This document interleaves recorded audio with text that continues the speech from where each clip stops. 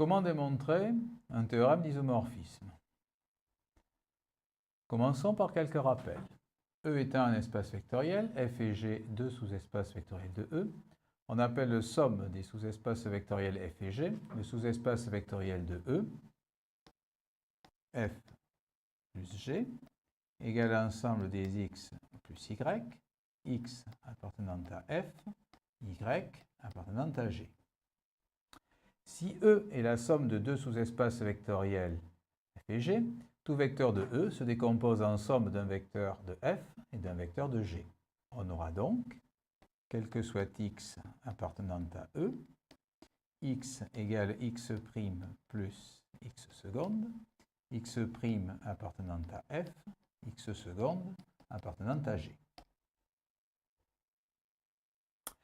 Si la décomposition précédente est unique, on dit que la somme est directe et on note E égale F plus G.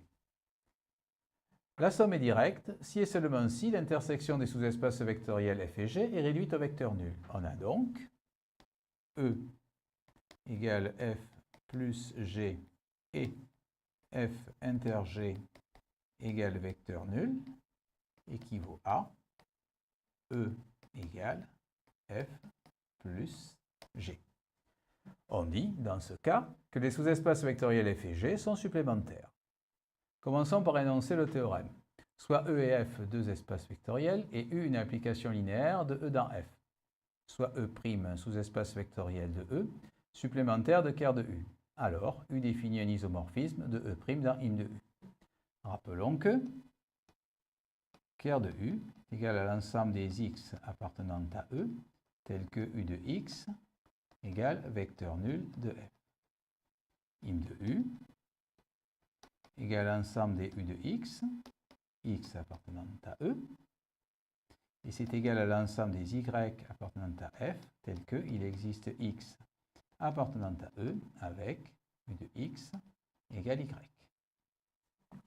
Ker de U est un sous-espace vectoriel de E, im de U est un sous-espace vectoriel de F. Nous allons maintenant démontrer le théorème et nous allons commencer par le cas où E est de dimension finie. Considérons la restriction de U à E'.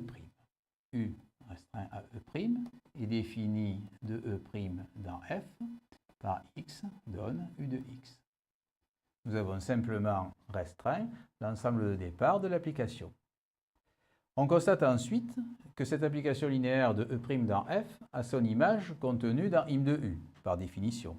On peut donc définir une application linéaire U' de E' dans im de U, que l'on notera U' par U' est défini de E' dans im de U, par X donne U' de X égale U de X.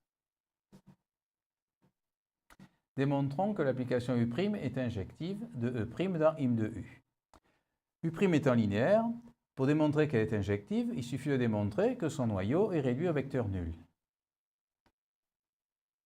Ker de U' est égal à l'ensemble des X appartenant à E', tel que U' de X est égal à 0, enfin, vecteur nul de F.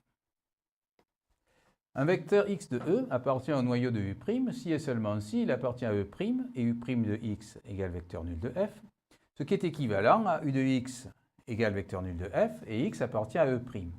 Alors, X est dans l'intersection de E' et ker de U. On a supposé que E' est un sous-espace vectoriel supplémentaire de ker de U, dont l'intersection de E' et ker de U est réduite au vecteur nul. On en déduit que X est égal au vecteur nul. On a raisonné avec un vecteur X quelconque dans ker de U'. On a donc démontré que ker de U' égale vecteur nul, c'est-à-dire que U' est injective. Il reste à démontrer que U' est bijective. On va pour cela utiliser le théorème du rang. Rappelons son énoncé.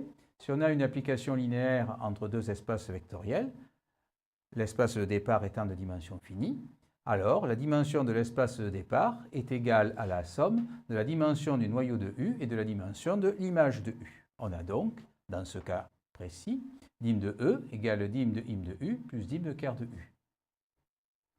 Par ailleurs, on a supposé que E' est un supplémentaire de ker de U. On a donc la somme directe E égale E' plus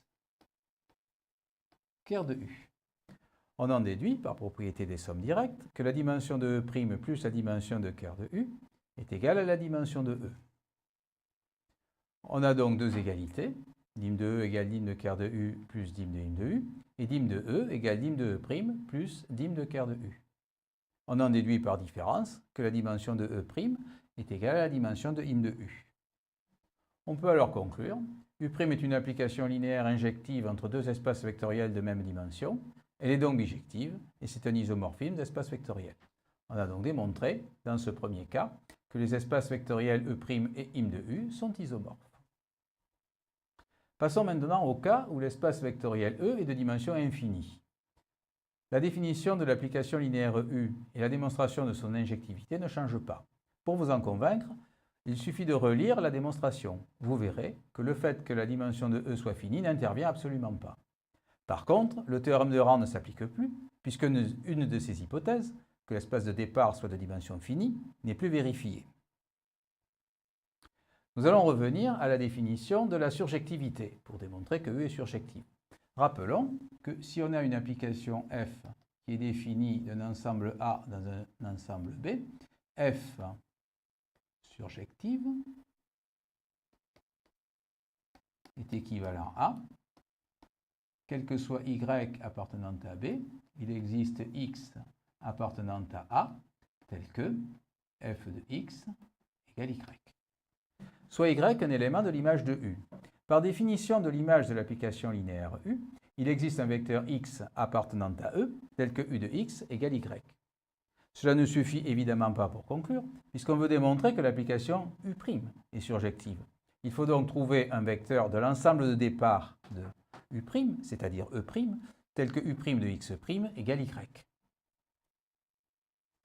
L'espace vectoriel E est la somme directe des espaces vectoriels E' et quart de U. Donc il existe un vecteur x' appartenant à E' et un vecteur x seconde appartenant à quart de U, tel que x égale x' plus x seconde. On a donc U de x' plus x seconde égale y. Par ailleurs, U de x' plus x seconde est égal à U de x' plus U de x seconde, puisque U est une application linéaire.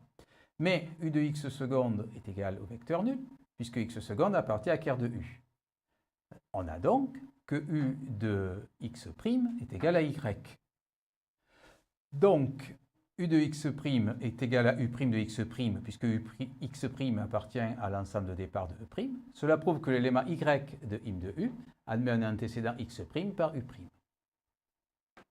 L'application linéaire U' est surjective de E' dans im de U. On a vu qu'elle est injective, elle est donc bijective, et c'est un isomorphisme de E' dans im de U.